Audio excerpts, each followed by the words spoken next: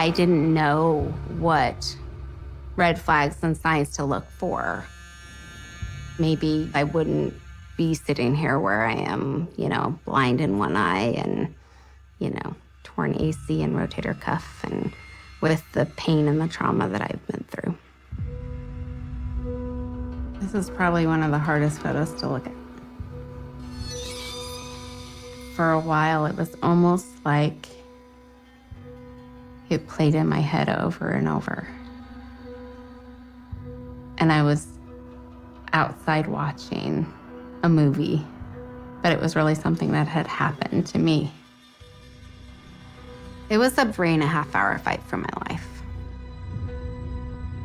I still remember the noise of the crunching of the knife going in my skull.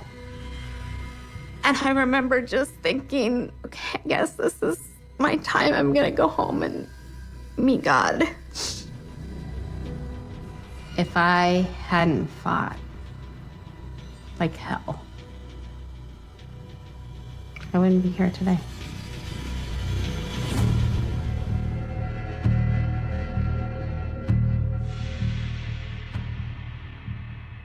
You can't always tell the face that evil has. It's definitely not what I thought it would be. I believed if somebody loved God, they were a great person. That really got shattered about 4 years ago. When they say that love is blind, it really is a true statement. And looking back, I think, how could I have not seen what a monster he was?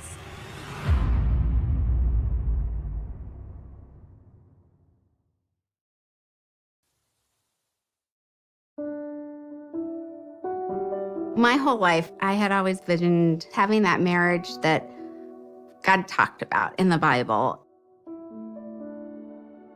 I went on dating websites, and I was very specific with what I was looking for. I wanted a God-fearing man that showed it in his life. This was one of the first photos that Sean sent me of himself and his semi-truck that he drove. My first impressions of him was that, he was very handsome. He was sweet. He knew the Bible. When we first started talking, it was a lot about our values and our faith.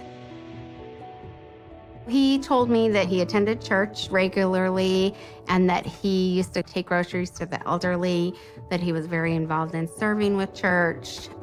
He kind of passed all the little tests that I gave him and kind of met the expectations that I had to kind of move forward with somebody.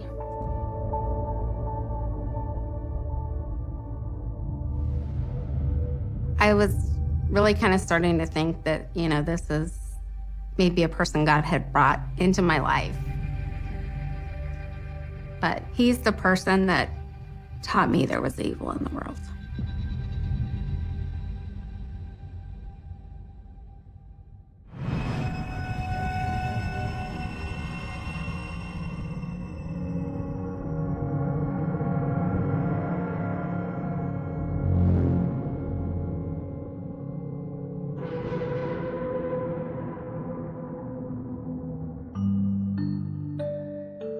One of our early dates, my church was having what they call a Good Neighbor Weekend.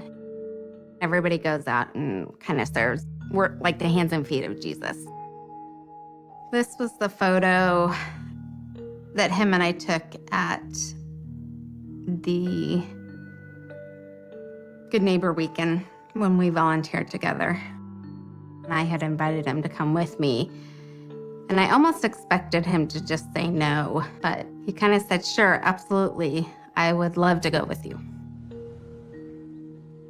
Thanks for coming out today.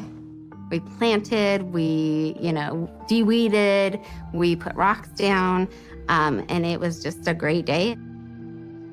He worked really, really hard, talked to everybody, just seemed like he was a really good guy. And it was just nice to see someone that kind of was wanting to do God's work with me. So we ended up talking about just different things in our past.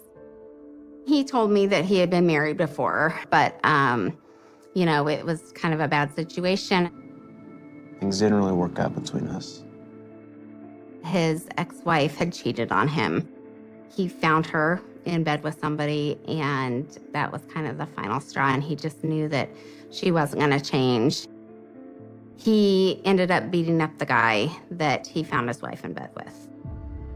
He went to jail for it and got an assault charge, is what he said. I would have probably done the same thing if the situation was reversed. So that didn't make me think any different of him.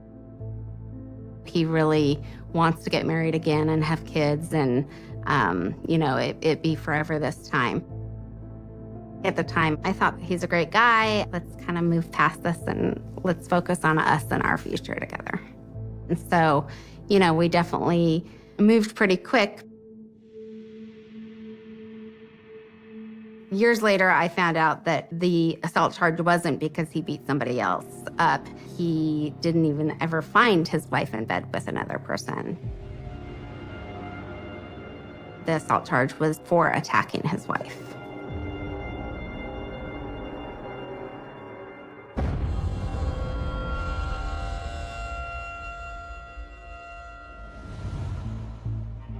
I never really saw what a healthy relationship looked like because I didn't have a father. And so I didn't know how a man was supposed to treat a woman or what he was supposed to say. And so I think that affected a lot of my relationships. It wasn't big fights, but what I kind of learned was that what he said went. One day, Sean was upstairs working. There was a knock on the door. And it was one of the contractors. And I went upstairs to get Sean because he hadn't heard the door. We came downstairs and he started talking to the contractor. Yeah, thank you. Then, the contractor ended up leaving because he got what he needed. What the hell do you think you're doing? Sean started going off on me and telling me, don't you ever answer the door unless I'm here. Why would you let somebody in? You don't know who he is. I don't trust you, with anybody else in this house. You make sure that you don't have any guys in this house unless I'm here. I don't care if they're contractors. I don't care if they have work to do. If I'm not here, they're not coming in. And he was very mad and in my face, and then walked upstairs and walked away. I was very surprised that he got angry, but I believed at the time that he was really trying to protect me.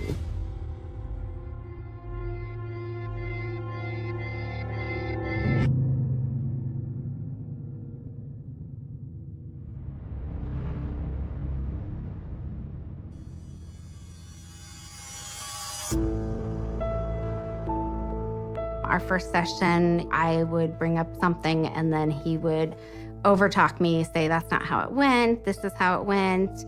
And he would cut me off. He wouldn't let me continue talking to the counselor, or he would let me talk to the counselor and then he would say, oh, no, that's not how it went. This is how it went. We've had a few sort of It was about 3/4 the way into the hour. And I just remember the counselor saying, okay, I'm going to stop you guys right now. My recommendation is going to be that you guys do not get married. We both were kind of shocked, like, what just happened? We came for premarital counseling. You're supposed to be helping us with the tools to have a better marriage. I didn't feel like she had the right to say that yet because she didn't really know us. At that point, we were in a good place. We were going to church together. We had started praying together, started reading the Bible together. We closed up the session. Sean went to the bathroom. I remember the lady kind of pulling me aside and saying, I just get a feeling that this isn't a good person for you to marry. I said, well, what do you mean? And she said, I just don't think you guys are supposed to be together. And then he came out of the bathroom and we ended up leaving. Have a good night. I kind of took it as, she was a stranger and I kind of knew more about my life than she did, and I didn't see any big red flags. I mean, we were moving in the direction of getting married. That's what I wanted. I think I was just very set on him being a good person and, our lives kind of aligning. And so I wasn't ready to kind of hear that. I used to have a lot of guilt about why I didn't listen and why I didn't see those things. I think things would have turned out differently.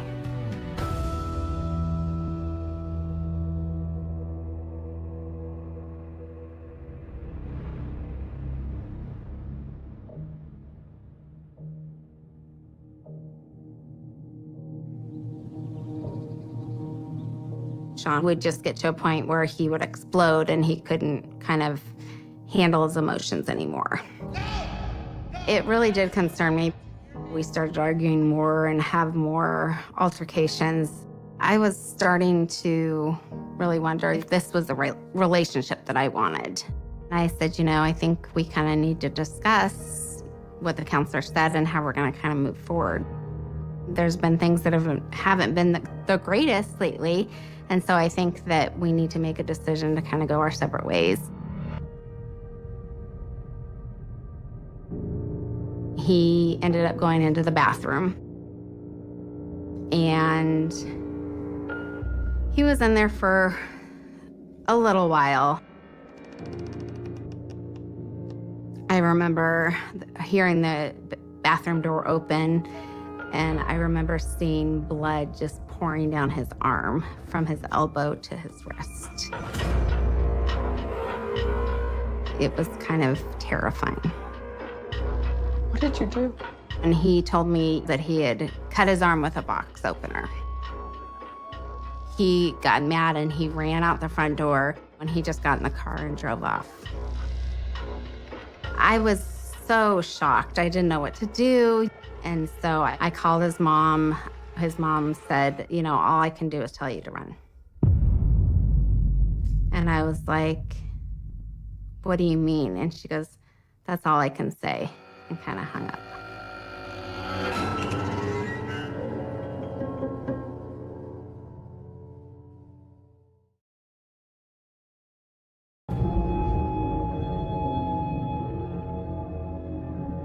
I was worried about where he was. I was worried about whether he was okay or not. I, at that point, didn't know how bad it was.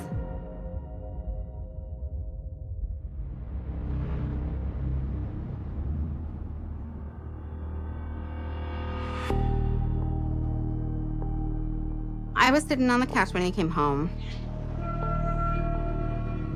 It was almost kind of a relief when I saw him and he was okay. Where have you been? I just needed to clear my head. I went and got kind of a cloth to kind of wipe the blood off, and it really wasn't a deep cut. I just asked him, why would you do something like that? He explained that, it was something that he had did because he was scared he was going to lose me. I just can't stand the thought of us not being together. He believes that kind of God put me in his life and we're supposed to get married. He knew that, I would feel bad for him, and that's kind of why he did it. And I had found a person that knew how to manipulate and prey on someone that wanted to be in a relationship. And I think looking back, I could even yell at myself and say, why did you stay? But when you're in it, it's not that easy. When you're in it, you don't see the things you see looking back. Looking back, I see everything. We are supposed to be together. It's not what your mom thinks. I told him that, I had spoke with his mom, and his mom said to just run. I asked him what that meant. He told me, I'm not surprised that she would try to sabotage something that's going good in my life. She typically does that in my life. He definitely preyed on my sympathy. My desire to be in a relationship helped me overlook any doubt that I had. Don't let her come between us. It makes me shocked that, I believed him and that I didn't see kind of the manipulation that was going on.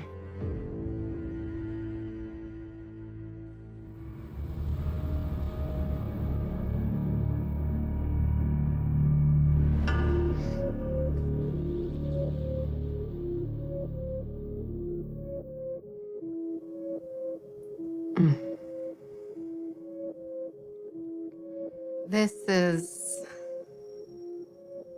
our wedding trailer. We humbled ourselves and did what Jesus did to the apostles and washed each other's feet. I thought it would be a nice touch to get Sean a knife that said Hubby Sean on it. He had said he was somebody that was patient, somebody that was kind, somebody that wasn't self-seeking, somebody that would love me and honor me and cherish me. It was something I had dreamed of my whole life. And instead, I got somebody that lied to me, that was angry, that made me feel worthless. He had me fooled as to who he really was.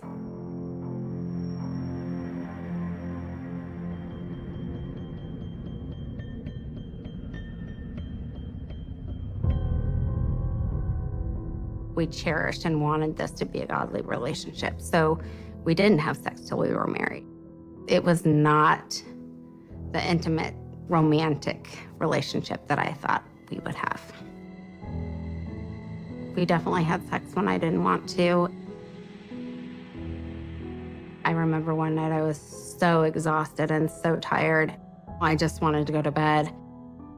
He wanted to have sex. He started kissing my neck. When I said no, I really don't feel like it. I'm really tired. He made me believe that it was something that was wrong with me. He said I was letting him down and letting our marriage down, and I wasn't doing my wifely duties. He knew that me thinking I was not a good wife would be very hurtful to me. I wanted to be a good wife, and I wanted to make him happy.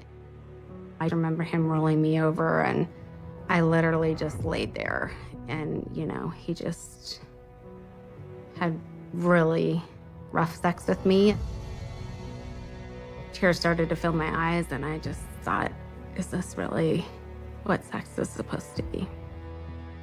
I definitely felt violated. I thought that I was being a good wife by letting him do it.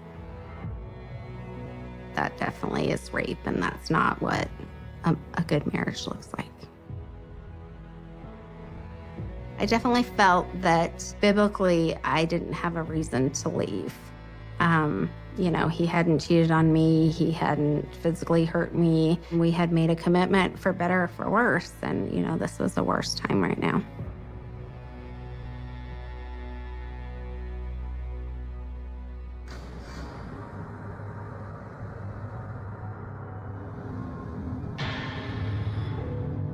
Things kind of started taking a turn for the worse.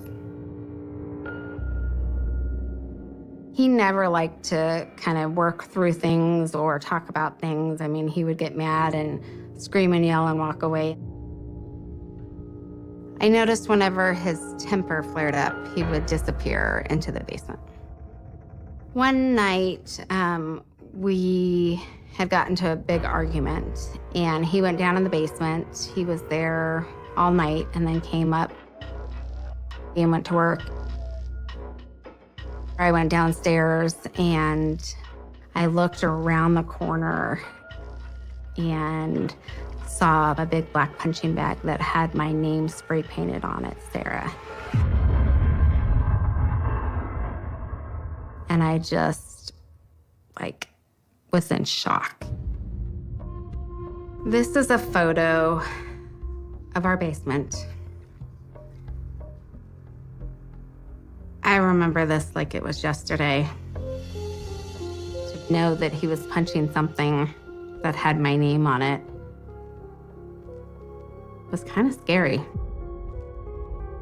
I cringed at the thought of someone spray painting my name on a bag and that he's literally down there basically beating the out of Sarah, you know.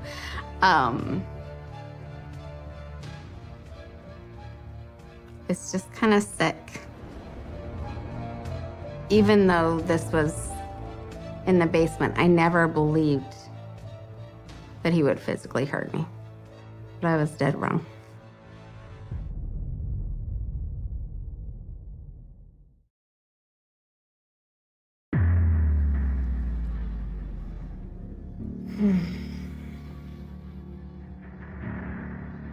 I didn't understand why my name was on a punching bag.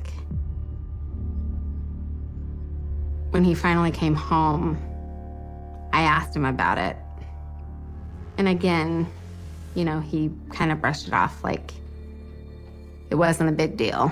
He said, well, it's better that I hit the punching bag than I hit you. And I thought, well, I guess that makes sense. We had kind of made the covenant of marriage. And so it was so hard for me to be okay with walking away because he hadn't physically hurt me.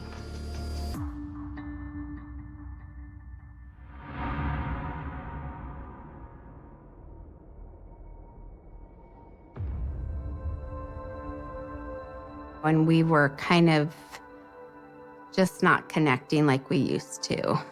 It seemed like every other thing I said was wrong or every other thing I did was wrong. We started to have sex less. I was a little relieved that he wasn't coming to me every single day to try to have sex with me. I started to wonder what was going on. He was spending a lot more time on his phone, which kind of made me wonder what he was doing on his phone. He had gone upstairs and I started going through his phone and I saw that he had placed some personal ads on social media and was looking for married women that wanted to have sex with married men. There was one person that he had been talking back and forth, and he had messaged her and said, "F me so my wife can come home and catch us, and then she'll leave me." I really didn't care because we were not in a good place. But on the other hand, I knew it wasn't right because we were married. I confronted him about the ads, and, you know, he said that he was lonely. He had never met anybody. He had never done anything with anybody. And so, it wasn't that big of a deal. He always had a reason or an excuse or a way of talking his way out of everything.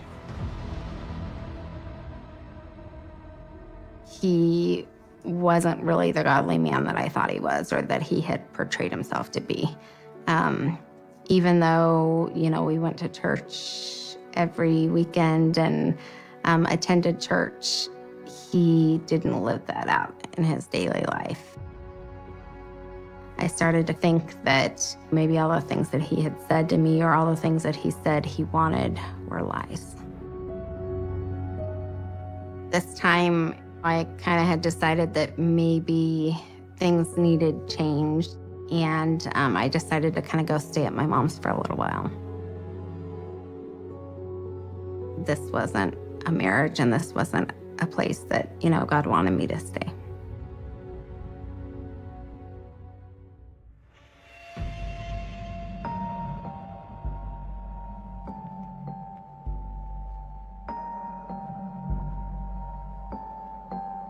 So this is the hood of my car. I told him I was gonna come pick up the car. And when I got there, it was keyed on both sides from the front to the back. And on the hood, he wrote bitch in a key mark. It made me sick to my stomach. I don't really understand what kind of person would do something like that to someone's vehicle that they loved. This just kind of shows the type of vindictive and sick person he was. He knew what he was doing every second and every moment that he did this.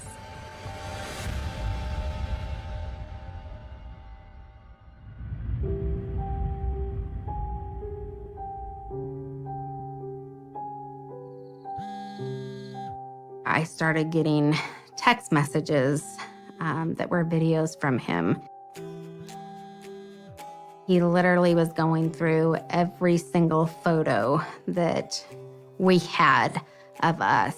You never cared about me! Talking about the memory and talking about that it was a lie and that he hated me and why would I say these things and I never really loved him, and he literally would rip the photos up and he would throw it in a trash can. None of this meant anything to you! He was getting meaner and nastier with what he was saying, and he just kept sending them and sending them. I had to literally turn my phone off because I couldn't sleep. When I woke up, I turned my phone back on and, had 30 plus videos of him continuing to do what he was doing. He just wanted power over me and was realizing he didn't have any more power. I had really started to realize who he was and the manipulation that he was doing. That was the wake-up call I needed.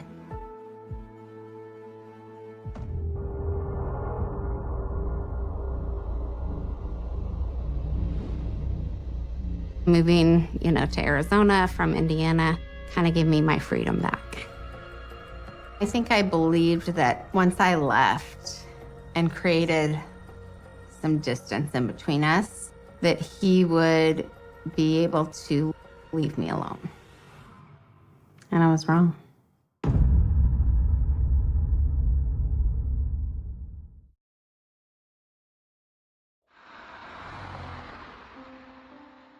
I had become so isolated and confined. And so I had to figure out what I liked again, what my hobbies were, what my passions were, and what I wanted to do in life again. I didn't have anyone that was telling me who I could and couldn't hang out with. I could go do things with my friends when I wanted to. And I was really working on a lot of personal development and self-growth. So I had done photography before, and I decided to update my online accounts for my photography business. I got a text message from someone saying that they would like for me to do their engagement photos. And it was a pretty big hike out to the actual point that they wanted to take the pictures at. I looked it up, and it was about a 2.5-mile hike. I overbid the job because I had to bring all my gear out there, and I'm not a hiker. I was really surprised when they accepted the bid. A little bit later, I get a text, and it said, "We know some friends of you and, your husband's. your husband's a really good guy, and we don't know why you would leave him. So that immediately triggered a light bulb, like this has to be Sean. I thought me leaving would just help him understand that I was done. But he wouldn't leave me alone. I said, I had something come up and I can't do the shoot for you guys. Knowing Sean and all the things that he had done in the past, I wouldn't put it past him to go to this low to figure out what I was doing. Looking back on that, I really feel like I came extremely close to death. He would have lured me out to that location, and he would have easily killed me.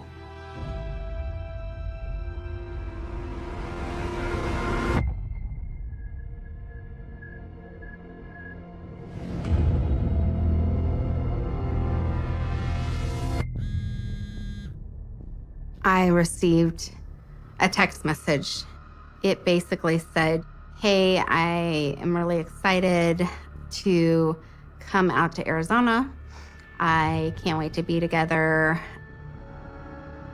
It's like nothing's wrong. Nothing's happened. He's coming. He can't wait to start his life together with me." It took me until the next day to even respond. And I just said, "I'm not interested in being with you." He said that God had told him that it was time that we got back together. I just said, "I have no desire to be back with you. We're separated. We filed for divorce. I've moved on with my life. I wish you the best. You need to move on with your life." I felt like it was a mind game that he was playing. But I also had the security that he didn't know where I lived. So I thought that I was safe.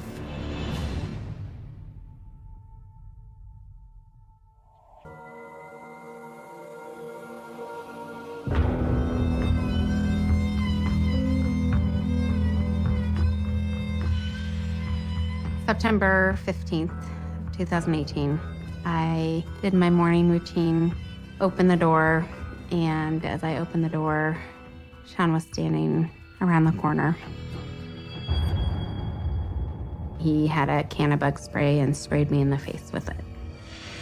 I fell on the floor and he got on top of me. I started screaming, "Sean, what are you doing? Stop, stop. What are you doing, Sean? Sean, stop. What are you doing?" He told me he had been stalking me and watching me for weeks. He told me that he wasn't happy and I was, and he couldn't deal with it. He said that he wanted closure. He pulled out a knife and he said, "Do you remember this?" And it just so happened to be the knife that I gave him on our wedding night that was inscribed and said, "Hubby Sean." He told me that he came to kill me, that he was gonna cut me up into pieces and put me in a suitcase and drive off a cliff and commit suicide. And I believed every word he said. I was scared for my life. I knew that I was gonna fight like hell to survive.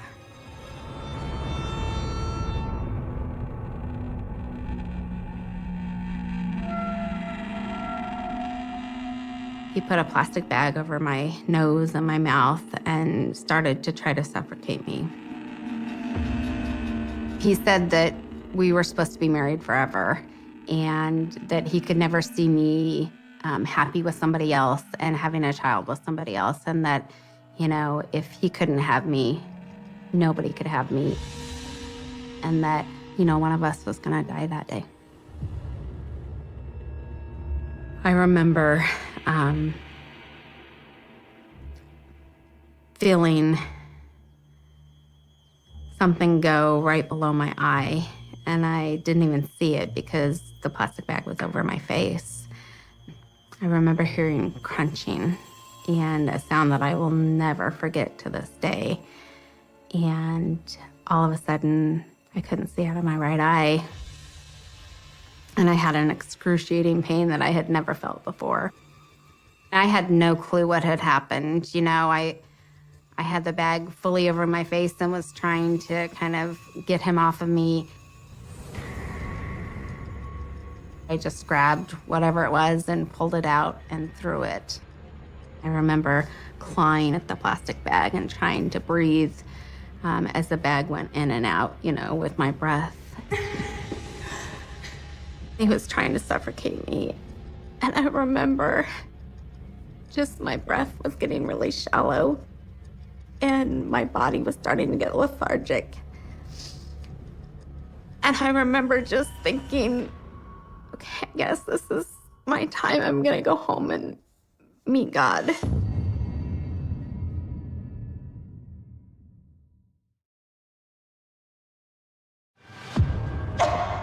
It was really scary to know that it could be over. You know, I felt like I wasn't done with being here, and just to be grasping for air and not being able to catch my breath and feeling my body almost go limp was the scariest thing I've ever experienced. And then I remembered that my mom would be left here by herself and she would lose her daughter. And that just gave me a fight to fight a little bit more. And I was able to get him off of me. The bag came off my face and I could gasp for air and catch my breath. The whole time I'm thinking, how can I escape? I've screamed, I've yelled, nobody has come. I asked him, you know, like, why are you doing this? And he just said, because we were supposed to be together forever. It was till death do us part, and one of us is gonna die today. I was really trying to kind of figure out what he wanted and how to kind of get into his mind to save myself. It was hard to kind of think like a crazy person would think. Try to figure out what he wanted and where he was trying to go with this and what I could say to make him happy.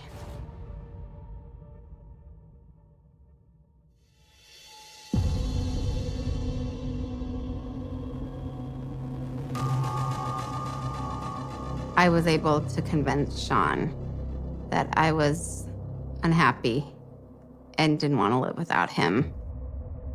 And that pretty much all this had been a show, and I missed him, and I really loved him, and I wanted to be with him. I said, why don't we go get some ice cream? Because it was something that we had done before, and in that moment, I had kind of passed that test for the time. He said, okay, well, that sounds like a good idea, but, you know, I want to make love one more time before. I thought to myself, well, I'm definitely not going to say no because, you know, I've kind of been through this. And so I went into the bedroom, lay down on the bed.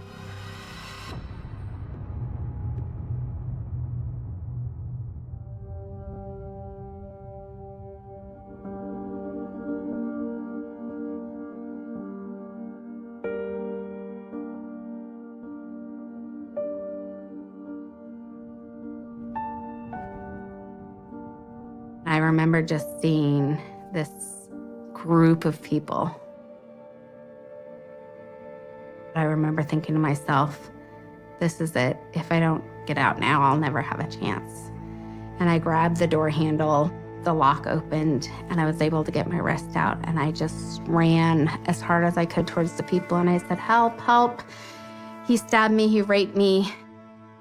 Sean drove off really quick.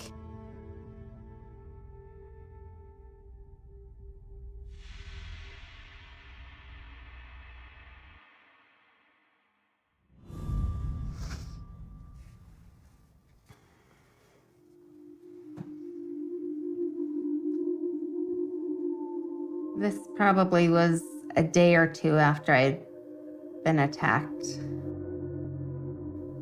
My face has been cleaned up. There's not blood. How can someone do this to somebody else? Much less, how can someone that supposedly loves someone and was married to somebody and wanted to spend forever with them do this? He brought a murder kit. He had researched how to stab someone in the eye to kill him. He meant to stab me in the eye with a knife, but because he had the bag over my head, it missed and went below. The cut under my eye is where the knife went in. The eye socket was fractured when the knife went in. I still get twinges in my eye, and I still don't have any feeling in my forehead. I stayed in the hospital for 5 days. My eye was pretty swollen shut. They told me it would never open again. I think that he really took the vows of till death do us part. I mean, he told me I was gonna die that day.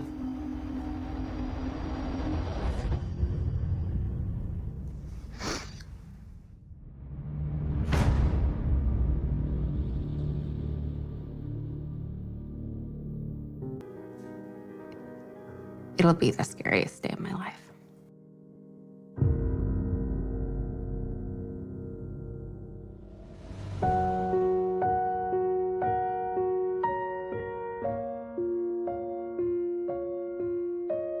My faith today is stronger than ever. I believe that God is using the bad situation to help others kind of get out of a situation that they're potentially in. I felt a lot of guilt that if I would have just walked away, I would have my vision and I wouldn't have pain constantly. But I'm put here to help others and to really create awareness around this.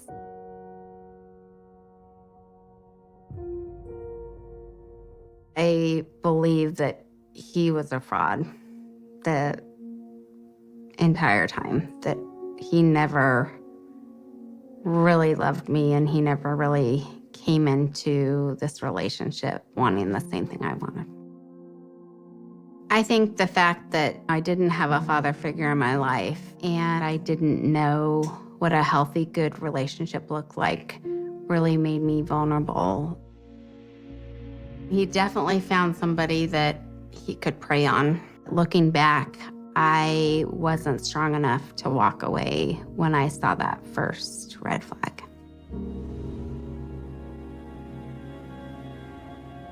Even though he's locked up, I have learned how to protect myself.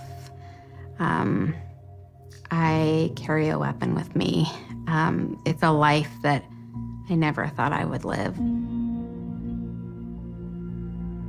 It's not just a dark alley where someone evil is going to be. It could be somebody that's sitting right next to you, and you have no idea what they're thinking.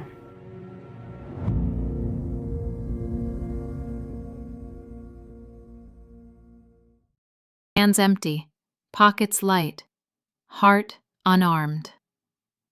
For the first time, I wasn't acting my life. I was simply living it. It's been a year since the last performance.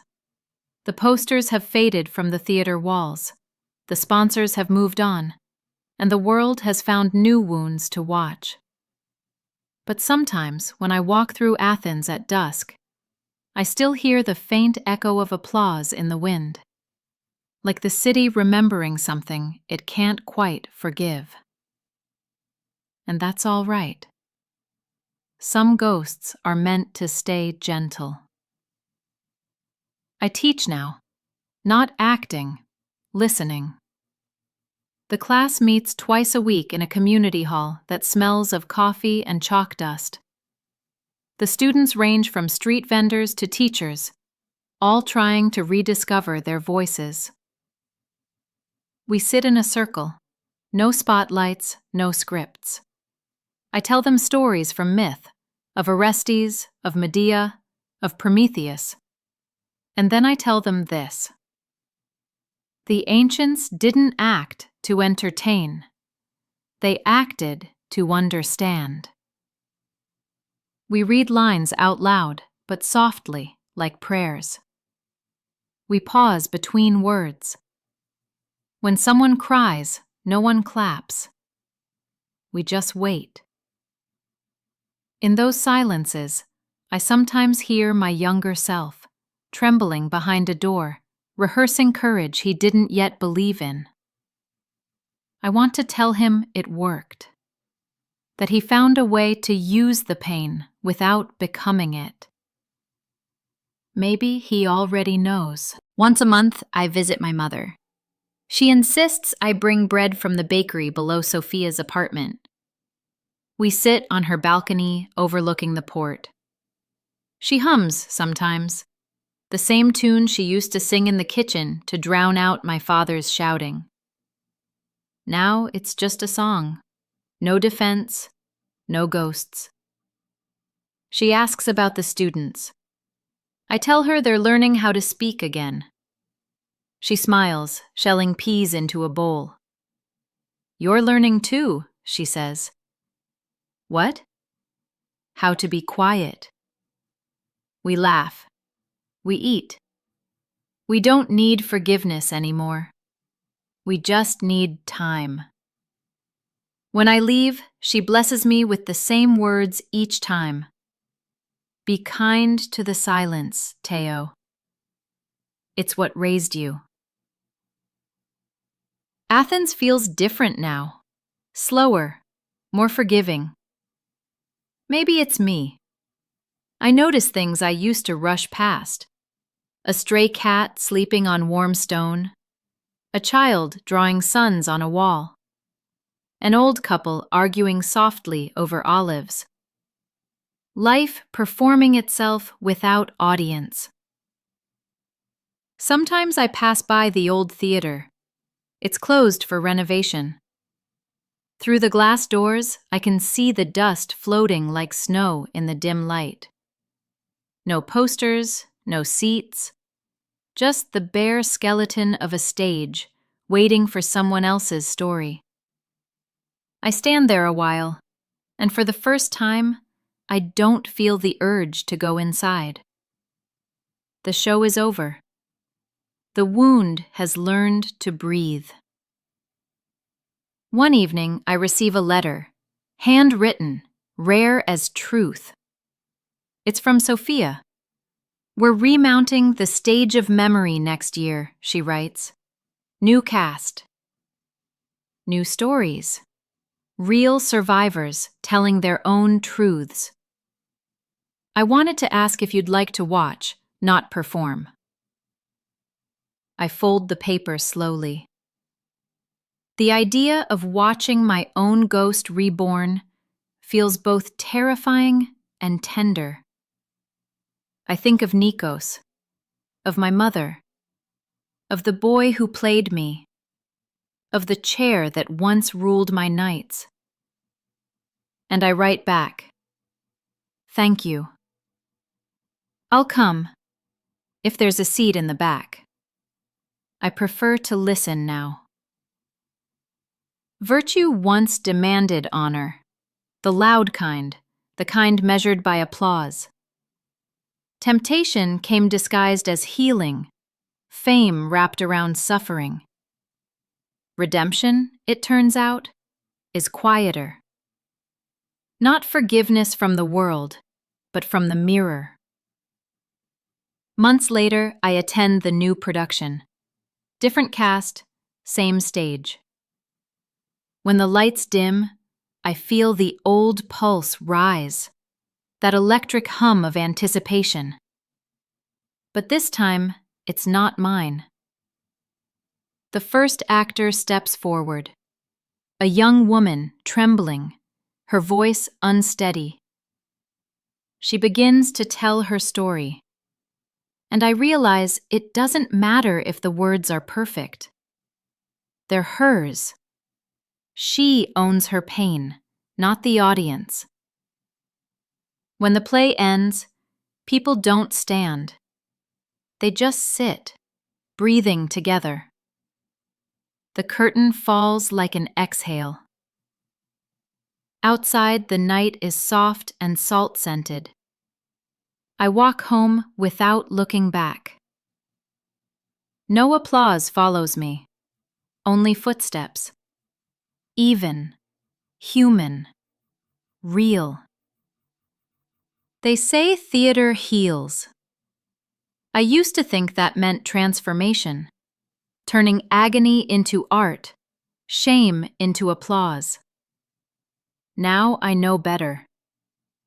Healing isn't about changing the story. It's about letting it end.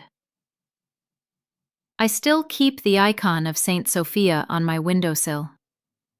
Every morning, the sunlight catches it and spills across my desk like water. I sit there, drinking coffee, listening to the city wake.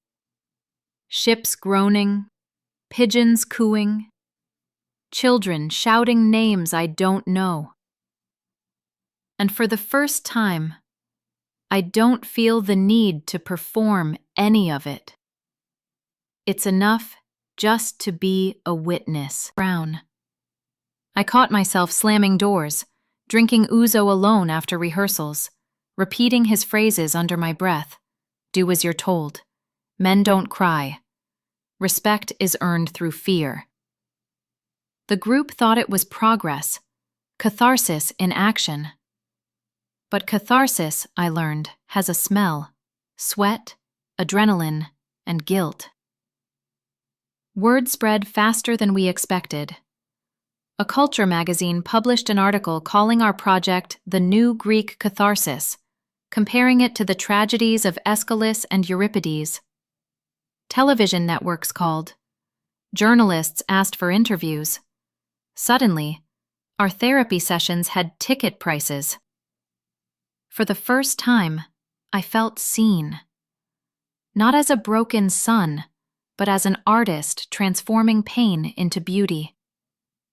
It was addictive. I began rehearsing longer, pushing harder, shouting louder. Nikos warned me, "You're chasing applause, not healing." But applause was easier to manage than silence. Applause told me I was doing something right. One night, after rehearsal, I met a critic who wanted to profile me. He said, "There's something ancient in your eyes, like you're carrying Greece's grief." I almost laughed. It wasn't Greece. It was my family kitchen. But his words sounded divine, and I let them stay. The article called me the new voice of Greek vulnerability. I saved the clipping. My mother never read it. We opened the play in a small theater downtown. The set was simple: a wooden chair, a cracked doorframe, a dim light. Every night, I screamed his lines into the dark until my throat bled. Every night, strangers thanked me for my bravery. I should have felt relief. Instead, I felt nothing. The line between fiction and memory vanished. Sometimes I'd forget to stop. Even after curtain call, I'd walk backstage shaking, still calling out for a son that wasn't there. The others would hug me, whisper that I'd gone beyond performance. I smiled and told them I was fine. But I wasn't performing anymore. I was reliving. My therapist called this re-traumatization. The producers called it authenticity. Guess which one sold more tickets? After a few weeks, the theater was full every night. Scholars, actors, politicians, Everyone came to witness the man who confronted his abuser on stage. I began believing my own myth. I told myself I was helping others, giving voice to the voiceless, turning pain into art. But deep down, I knew. I was selling suffering wrapped in theater lights. Then came the call. It was late, the kind of night when Athens feels ancient and quiet, the marble and smog blending into ghostlight. My mother's voice trembled through the phone. "Theo, I read about your play. Should I come?" I froze. The air thickened like the moments before a storm.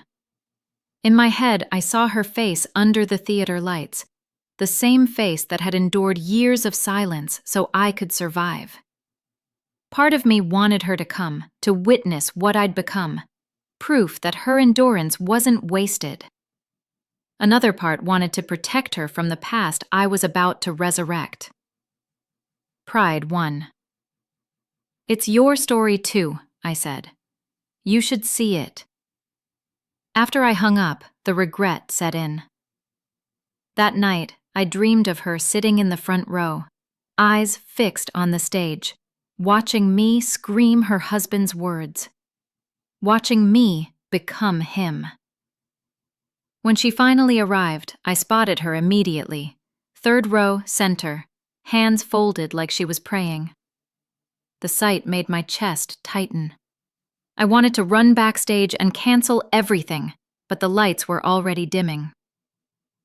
The play began. The first scene.